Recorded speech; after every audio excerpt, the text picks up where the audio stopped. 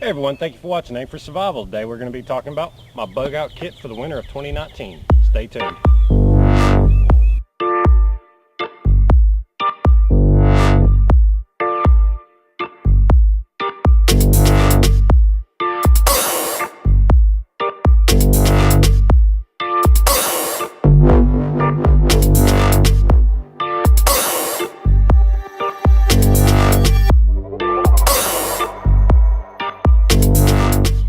So here we are. It is the end of winter 2019, the end of Tennessee winter I should say, which extends further past the January-February region and on into middle of April. However, I want to take the kit I used this year, break it down, show you where I was at, and hopefully show you where I'm going. Hey everybody, I want to take just a moment and tell you that I'm going to just be showing gear in this video. However, we will be demonstrating the mock bug out in a video right after. So y'all stay tuned. First thing I want to talk about is the pack itself. This is the Huntvp 40-liter backpack. It is advertised as being waterproof in the description on Amazon. However, in my experience, it's not necessarily waterproof. It does have water-resistant qualities, but it also has features that I think you'll like. Now, focusing on the pack itself, we do have this large beaver tail style flap. I really do like this feature on a pack, as I can pop it open and throw random gear, whether it be my jacket, my poncho liner. In this case, I do have my gloves. I do have my bedroll. Again, this is my winter kit, guys. Keeping your body warm is a must. Now, speaking of my bedroll, it is an independent system in itself. It does have a carry strap and my cold steel axe gang hatchet. Guys, I really like this. It is a very good pack axe. Not too long, not too short. However, I do have the wool blanket. It is wrapped in 2 leather belts, and I do have a strap in here to help me carry this if I do want to put weight in different areas of my body. I honestly would not carry this on the back of my pack like this. I would put it sling style. Of course, I did have my gloves. Definitely a must.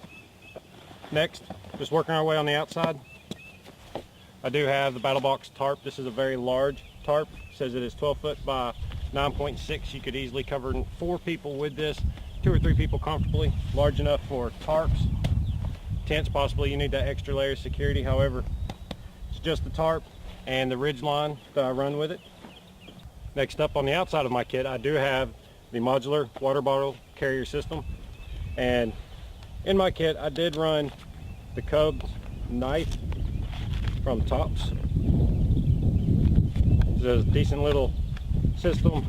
I do have a knife sharpener, ferro rod, and a diamond hone. Very good options.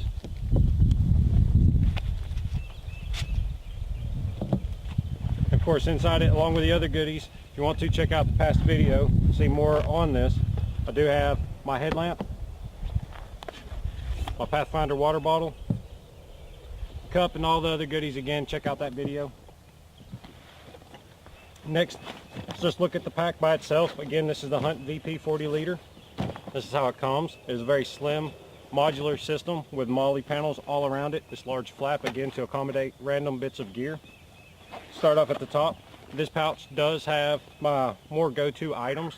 With that said, we do have a water filter made by Sawyer, small roll of duct tape, a Cree Surefire style flashlight, a binocular for seeing at a distance. Again, avoiding a situation is how you win every situation. Do have a lighter, do have water purification tabs, and a whistle. Very large, or I should say very loud whistle. Next up, we do have my Firemaking Essentials. I do have homemade fire nuggets here. They work every time. They're waterproof. I do have some pre-shredded jute twine and chapstick, and the straps for the water bottle carrier system. In here, as it is a pocket that goes all the way up in behind the beaver tail, I do have 1, 2, 3 bandanas in case I had to make a triple tier water filter system, or potentially cover my face, my head, use a cooling rag, all kinds of uses. And again, I've got wet wipes in here. Very useful just in sanitary practice or using the bathroom. Floating this out of the way, we can get to the front of the pack. We have a very large admin pocket. Absolutely nothing in that pocket. However, I do have a small stove with hex cubes in it. You don't always have the opportunity to make a fire, and this is a very low output as far as signal wise. You won't be putting off smoke and smell as bad as you would with a wooden fire. Next, I do have plenty of cordage. I have about 100 feet of bank line, 2 15-foot lengths of paracord, an extra bit of paracord with a dog bone on it, smaller lengths of paracord, and some snare wire. This is actually craft wire, however it will do in a pinch, so we have cordage covered for sure. Now we're going to get into the bigger pockets. We do have a back panel here and a large front panel. In the back panel, I do have our medical kit nowadays. Seen a video on that, check it out. And the tried, true, and tested Baco Laplander. I want to go ahead and point out at this point, guys, that this was my winter kit. I focused a lot on shelter and core temperature control in this kit, thermal regulation, and we do have the spring build coming up. Normally, in that admin pocket, you would have had my navigation system. You would have had not only a map, but a good compass. More on that, it's in the spring kit as it is. Next, again, focusing on keeping your body warm. I do have a fleece blanket. Very useful, very handy when it comes to first aid situations as well. Next, I do have a one-person hammock. Can be used without straps. I do have my poncho. Very useful, versatile. Makes a backup shelter if I didn't have that tarp for whatever reason. I do have a very thick drum liner. Again, very multi-use item, guys. Now, food is a topic we need to discuss for these kits. So mentioning food, we have a lot of options out there, and what I really needed was a small space-saving option. I chose to go with the UST. I've eaten these before. They're very useful. This package has 6 servings, again with 400 calories. We got 51 grams of carbs per serving, again 6 servings. We have 15 grams of sugar times 6, once again 19 grams of fat. So again, not the best, however, for the size, weight, and rate, guys, definitely what I went with for this pack, considering it being in the car and food spoils in the heat. Got 1 pack of those. Again, I know everybody wants to bring food that requires preparation. That's not a good idea. You might not have time to boil your water, might not be able to make fire. You need to be able to eat it as it is, and it needs to be able to stay in the vehicle. Next, we do have the Aquafina water bottle. Deflate it while it's in the pack.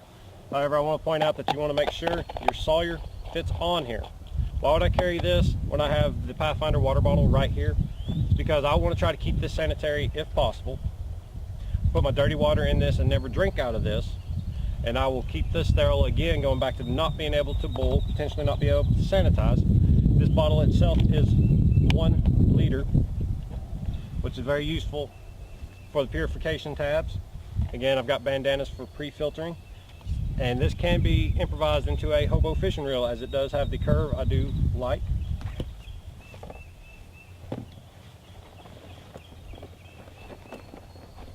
Last few pieces, I do have a smaller garbage bag.